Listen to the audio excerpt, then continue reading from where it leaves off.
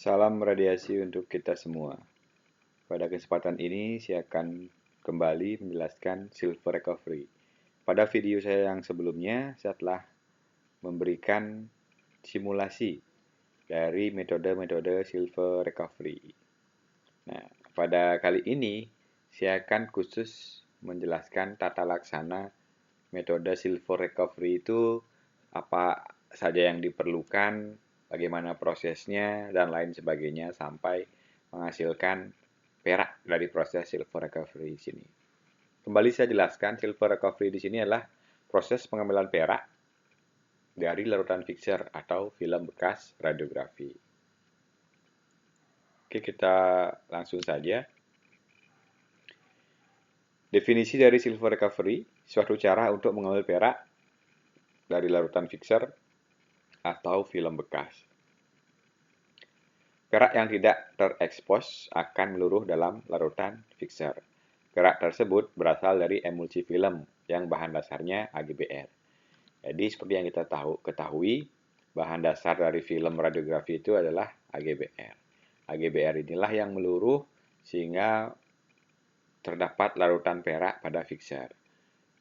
Kalau larutan fixer tanpa dilakukan proses pencucian film, ya tidak akan ada peraknya. Misalnya, rekan-rekan semua membeli larutan fixer, terus rekan-rekan olah larutan fixer tersebut sehingga menghasilkan perak, tidak akan ada peraknya. Jadi yang membuat terdapat perak di larutan fixer ini adalah karena proses peluruhan dari AGBR di sini. Proses filmnya di sini yang mengandung perak. Oke. Nah, ini metode-metode silver recovery. Nah, ini pada video saya yang sebelumnya saya sudah tampilkan bagaimana simulasi metode elektrolisa, metode metal etching, metode pengendapan juga sudah saya simulasikan pada video sebelumnya. Untuk kali ini saya hanya fokus membahas mengenai susunan tata laksana dari metode-metode silver recovery di sini. Langsung saja, yang pertama adalah metode elektrolisa. Nah, di sini alatnya kurang lebih seperti ini. Nah, sudah juga rekan-rekan lihat pada video simulasi sebelumnya. Nah, di sini perlu arus listrik di sini. Oke, di sini saya contohkan di bagiannya di sini.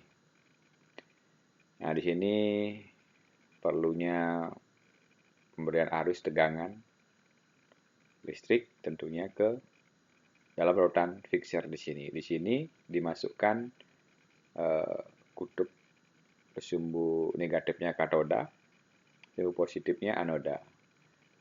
Dengan memasukkan dua elektroda di sini. Yang pertama, katoda di sini yang digunakan adalah stainless steel. Anodanya yang digunakan adalah berupa karbon. Di sini, jika elektroda ini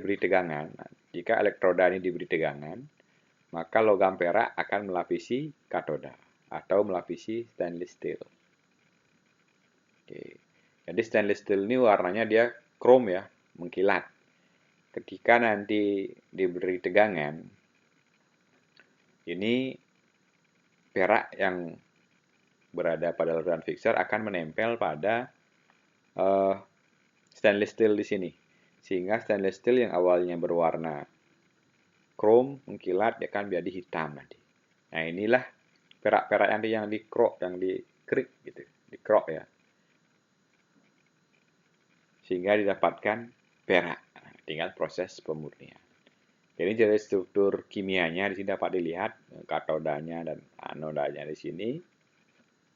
Oke, saya lanjutkan saja langsung ke tahap berikutnya. Elektrolisa itu terdiri dari arus rendah dan arus tinggi.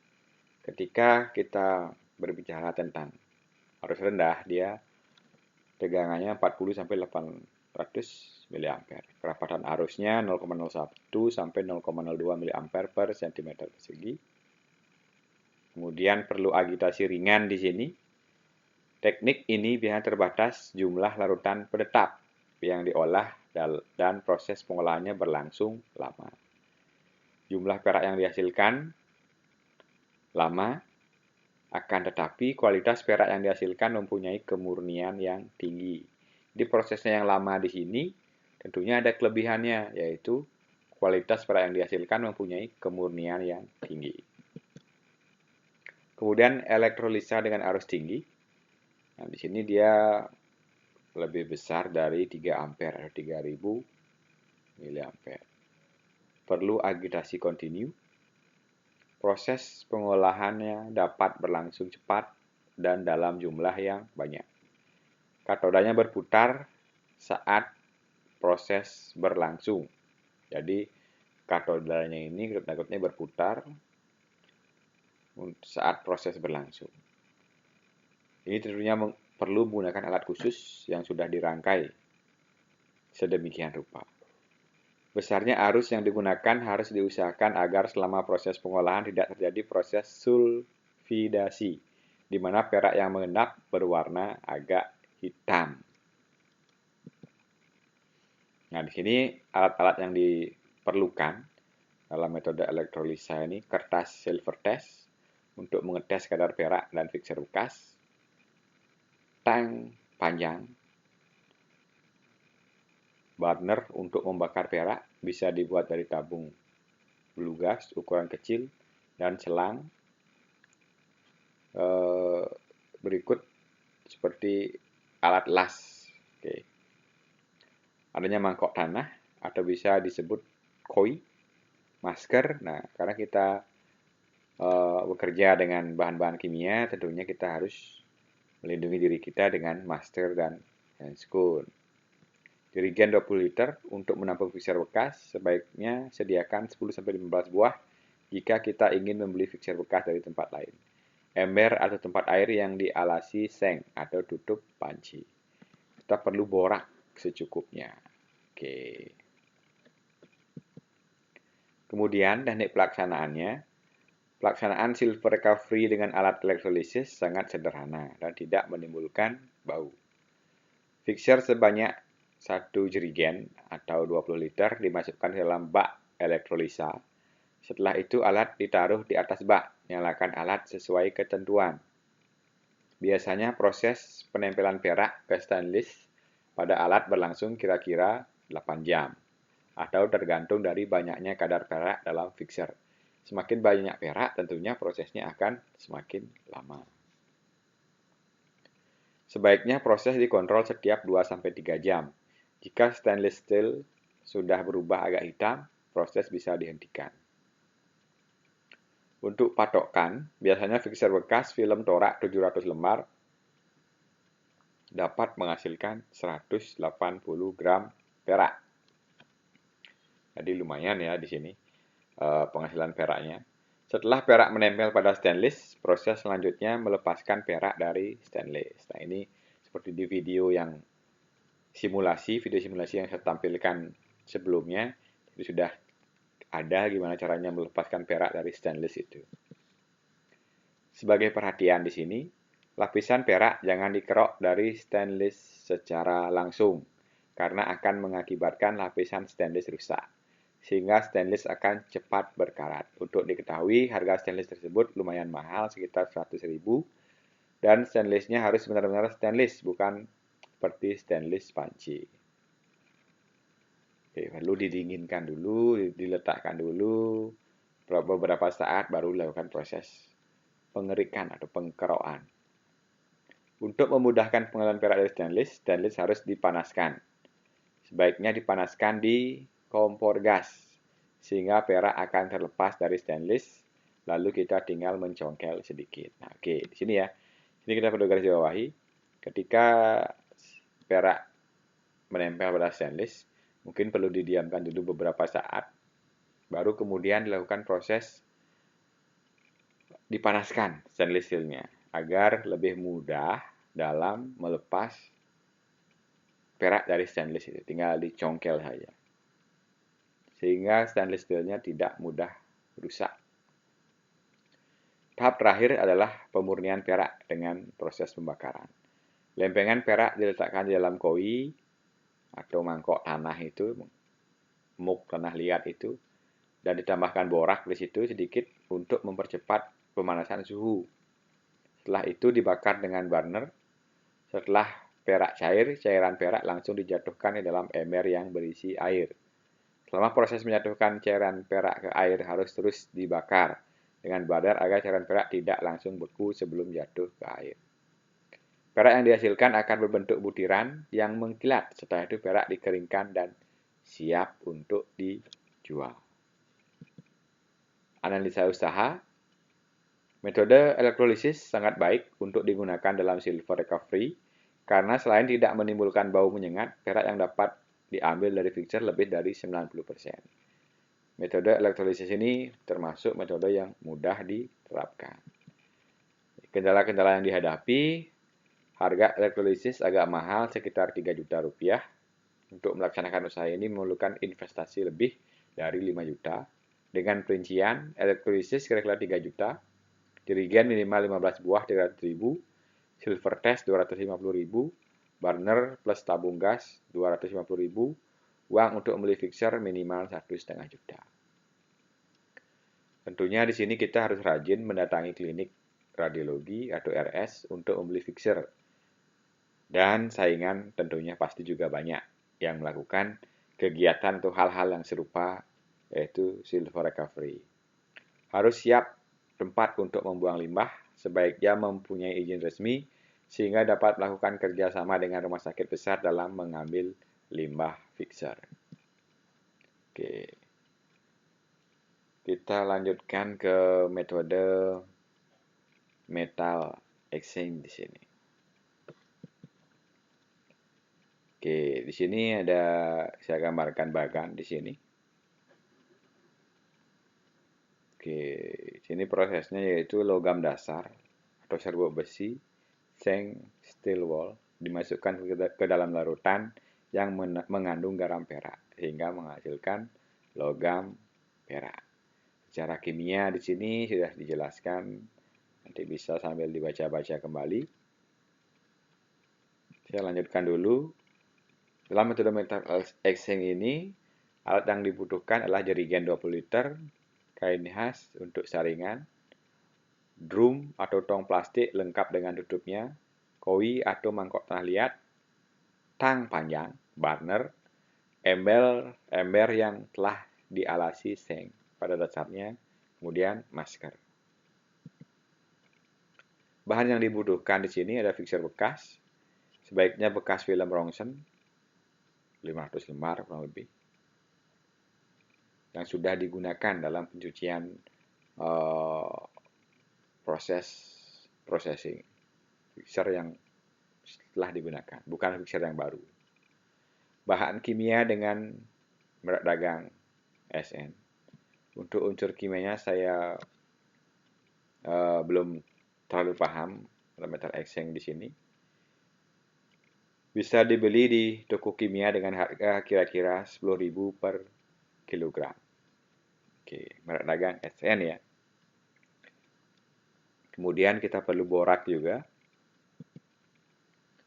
Teknik pelaksanaannya, yang pertama kali harus dilakukan adalah tahap pengumpulan fixer bekas. Fixer yang sudah dikumpulkan dalam jerigen dituang ke dalam drum atau tong plastik. Setelah dimasukkan ke dalam drum, tahap selanjutnya adalah pengendapan lumpur perak dengan memasukkan SN ke dalam fixer. Masukkan SN ke dalam drum yang berisi fixer bekas untuk 20 liter fixer. Dapat dimasukkan SN sebanyak 1 kg. Yang perlu diperhatikan adalah proses pengendapan tersebut akan menghasilkan bau amonia yang menyengat. Oleh karena itu, drum harus ditutup setelah SN dimasukkan. Proses pengendapan ini berlangsung selama 3-4 jam kurang lebih. Setelah terdapat lumpur perak, maka tahap selanjutnya adalah pengambilan lumpur perak tersebut dengan proses penyaringan. Dalam video simulasi sebelumnya, saya sudah menampilkan metode metal etching di sini. Setelah disaring, lumpur perak tersebut dibakar dengan burner dalam koi dan ditambahkan borak secukupnya untuk mempercepat pemanasan. Setelah mencair, perak dimasukkan ke dalam ember yang berisi air agar bentuk perak menjadi butiran-butiran kecil. Hasil akhirnya adalah didapatkan butiran perak yang murni dengan kadar lebih besar dari 99%. Ini luar biasa ya. hasil akhirnya di sini. Kadar peraknya murni 99%. Analisa usaha dari metode ini cocok diterapkan untuk kita yang mempunyai modal minim. Jadi modalnya tidak terlalu besar seperti metode elektrolisa.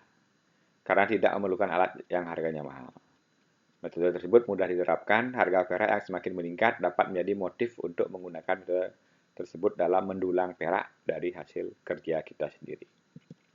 Kendalanya tentunya ada kendala, metode ini tidak cocok untuk diterapkan dalam kawasan yang padat penduduk, dikarenakan bau yang dihasilkan sangat menyengat.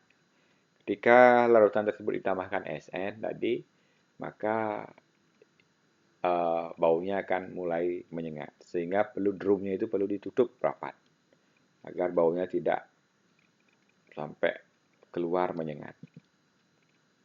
Metal etching di sini tentunya mempunyai keuntungan dan kerugian. Peralatannya lebih murah, efisiensi lebih dari 98%, tidak membutuhkan listrik, tidak memerlukan perawatan khusus pada alat, kerugiannya fixer tidak bisa digunakan lagi, pemurnian silver sulit. Kemudian yang berikutnya di sini yang ketiga adalah metode pengendapan basa kuat.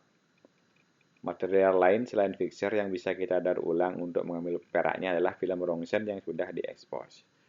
Dalam video juga saya sudah simulasikan bagaimana cara memproses film radiograf sehingga dapat menghasilkan perak. Sebenarnya yang mengandung kadar perak dalam film rongsen karena sewaktu penyucian banyak perak yang larut dalam fixer, maka fixer bekas banyak mengandung perak. Gini, yang mengandung perak, yang dapat menghasilkan perak itu sebenarnya adalah film rongsen. Fixer di sini sebagai media peluruh dari AGBR pada film, atau kadar perak pada film itu meluruh pada fixer. Sehingga fixer bekas ini mengandung unsur perak. Tetapi tidak semua perak yang ada di film larut dalam fixer. Sebagian perak masih menempel di emulsi film yang sudah diekspos. Untuk menambah produksi perak, kita perlu menerapkan silver recovery dari bahan film bekas. Oke, alat yang digunakan drum atau tong plastik 200 liter, tongkat pengaduk, masker, sarung tangan, karet yang panjang, kowi atau mangkok tanah, tang panjang, burner. Bahan yang dibutuhkan film bekas, NaOH atau soda api, atau caustic soda, air, dan bora. Dalam pelaksanaannya dibagi dalam beberapa tahap, yaitu yang pertama tahap pengumpulan film-film bekas, tahap pengendapan, dan tahap pemurnian. Tahap pengumpulan. Pada tahap ini dilakukan pengumpulan film rongsen bekas eksposi dari berbagai sumber. Setelah terkumpul, film diklasifikasikan berdasarkan ukuran film, agar lebih mudah dalam proses selanjutnya. Kemudian masuk lagi ke tahap pengendapan. Setelah film terkumpul, kita menyiapkan wadah untuk merendam film tersebut. Wadah yang kita gunakan adalah drum atau tong plastik. Jangan lupa memakai masker dan sarung tangan karet sebelum melaksanakan proses tersebut. Isi drum plastik dengan air secukupnya agar semua film bisa terendam. Lalu masukkan soda api NaOH ke dalam air. 1 kg soda api bisa dipakai untuk merendam 5 kg film rongsen. 1 drum plastik bisa menampung 30 kg film rongsen. Jadi kita masukkan soda api sebanyak 6 kg sambil diaduk agar soda api cepat larut dalam air. Proses selanjutnya adalah memasukkan film rongsen dalam air soda api. Yang harus diperhatikan adalah pemasukan film harus dimasukkan selembar demi selembar. Jangan sekaligus agar film dapat terendam dengan sempurna. Jadi kalau kita masukkan sekaligus kan mungkin ada beberapa film yang menempel satu sama lainnya.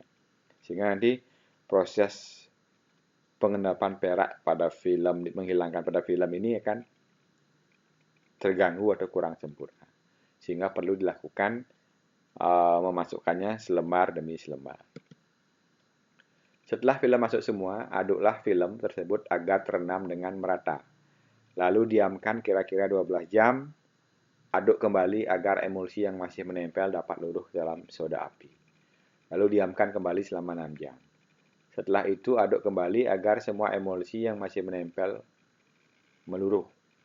Langkah yang selanjutnya adalah mengambil film rongsen yang sudah luruh emulsinya dari larutan soda api. Film rongsen akan berwarna bening karena emulsinya sudah luruh ke dalam larutan. Setelah semua film diangkat, biarkan larutan soda api selama beberapa jam agar emulsi mengendap di dasar larutan untuk mempermudah penyaringan. Setelah itu dilakukan proses penyaringan. Yang ketiga, terakhir adalah tahap pemurnian. Setelah didapatkan lumpur emulsi perak, langkah selanjutnya adalah proses pemurnian dengan cara dibakar. Untuk mempercepat proses pembakaran, lumpur emulsi dikeringkan dengan cara dijemur atau disangrai. Setelah kering, lumpur emulsi dibakar dalam koi dengan menggunakan burner. Tambahkan borak secukupnya untuk mempercepat pemanasan dan pencairan perak. Setelah perak cair, perak dijatuhkan ke dalam ember yang berisi air agar membentuk bulatan kecil. Lalu perak siap untuk dipasarkan. Kurang lebih seperti itu. Metode menggunakan soda api di sini. Nah, terakhir adalah metode ion exchange. Di sini sebuah proses untuk memisahkan molekul ion suatu senyawa berdasarkan perbedaan nilai muatan permukaan antar senyawa. Mengacu pada substitusi ion adalah larutan untuk satu yang terkait pada molekul polimer besar. Biasanya terdiri dari kolom polimer dan tangki yang berisi larutan garam yang digunakan untuk polimer regenerasi. Metode presipitasi melibatkan cairan yang kaya perak ke dalam bejana reaksi dan menambahkan pengendapan untuk memisahkan perak dari solusi. Nah, di sini menggunakan bahan kimia TMT, trimercapto, astriacina, garam trisodium sebagai agen. Ini dapat kita lihat pada gambar bagan di sini ada proses mesin, ini fixernya. Oke, dia masuk ke ion exchange unit, sweeper, sini ada larutan kimia lagi. Oke, sehingga nanti ada proses selanjutnya sama dengan pemurnian perak, sehingga perak dapat dihasilkan dengan baik dan siap untuk diperjualbelikan. Oke, demikian tadi. Ada 4 metode tata laksana metode silver recovery yang sudah saya jelaskan. Bagi rekan-rekan yang ingin mencoba atau ingin melakukan bisnis dalam perak di sini, Anda sebagai radiografer berhak mencoba. Tetapi dalam hal ini kalian harus perhitungkan seberapa banyak film bekas yang nantinya kalian dapatkan kalau menggunakan film bekas dan seberapa banyak larutan fixer yang bisa Anda kumpulkan. Karena kebanyakan rumah sakit saat ini sudah menggunakan proses CR, DR, sudah mulai meninggalkan kamar gelap. Mungkin untuk saat ini sangat jarang rumah sakit yang masih menggunakan kamar gelap. Nah, itu perlu dipertimbangkan. Sekian dan terima kasih penjelasan saya hari ini. Kita ketemu lagi pada video materi-materi selanjutnya. Jika ada pertanyaan, kekurangan yang ingin dilengkapi dari saya, silahkan berkomentar di kolom komentar. Sekian dan terima kasih. Salam radiasi.